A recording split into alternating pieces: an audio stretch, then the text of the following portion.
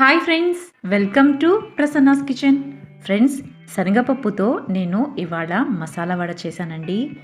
శనగపప్పుతో చేసుకునే ఈ మసాలా వడ చాలా క్రిస్పీగాను టేస్టీగాను ఉంటుందండి. ఈవినింగ్ టైంలో స్నాక్స్ లాగా చేసి పెడితే పిల్లలు పెద్దలు చాలా ఇష్టంగా తింటారండి. ఇక ఈ మసాలా వడ ఎలా తయారు చేసుకోవాలి, దాని తయారీ విధానంలోకి వెళ్ళిపోదాం. ముందుగా ఒక బౌల్ తీసుకొని అందులోకి 2 కప్పుల శనగపప్పు వేసి శుభ్రంగా కడిగి 4-5 గంటల సేపు వీటిని బాగా నానబెట్టుకోవాలి.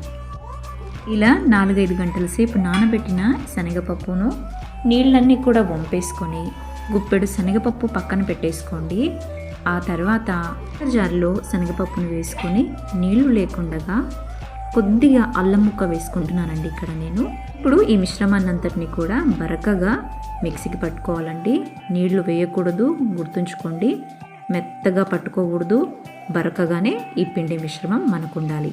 మనం గుప్పెడు శనగపప్పు తీసి పెట్టుకున్నాం కదా, ఆ శనగపప్పు మిశ్రమాన్ని ఇందులో కలుపుకోవాలి.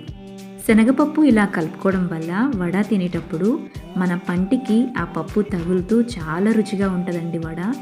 ఈ విషయం మాత్రం మీరు తప్పకుండా గుర్తుపెట్టుకోవాలి. ఈ పిండి మిశ్రమాన్ని ఒక బౌల్లోకి తీసుకున్నాం కదా, ఇప్పుడు పెద్ద ఉల్లిపాయ ఒకటి సన్నగా తరిగి ఇందులో వేసేసుకోవాలి.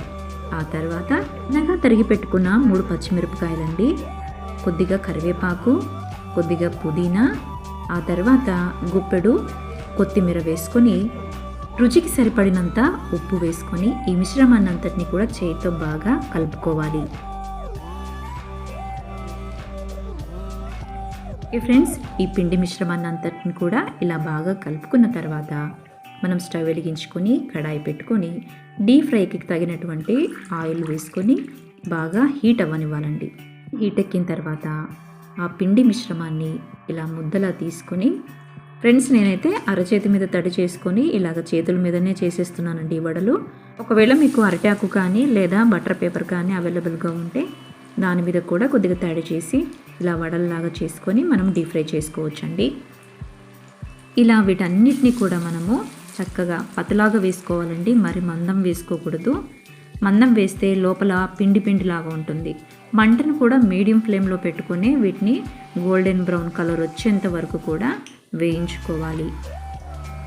చూస్తున్నారు కదా ఫ్రెండ్స్, నేను ఆయిల్ అయితే ఎక్కువ వేయలేదండి. నేను కొద్ది క్వాంటిటీనే చేస్తున్నాను కాబట్టి తక్కువ వేసుకున్నాను. ఒకవేళ ఈ వడలు ఎక్కువ క్వాంటిటీ చేసుకునేటట్టయితే మీరు ఆయిల్ ఎక్కువ వేసుకోండి.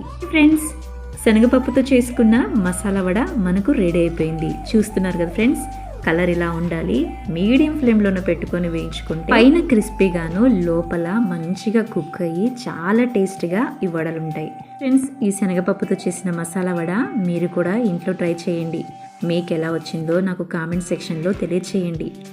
ఈ వీడియో మీకు నచ్చినట్లయితే లైక్ చేయండి, షేర్ చేయండి, సబ్స్క్రైబ్ చేసుకోండి. ఫ్రెండ్స్, మరి ఒక టేస్టీ రెసిపీతో నేను మీ ముందుంటాను. నేను మీ ప్రసన్న.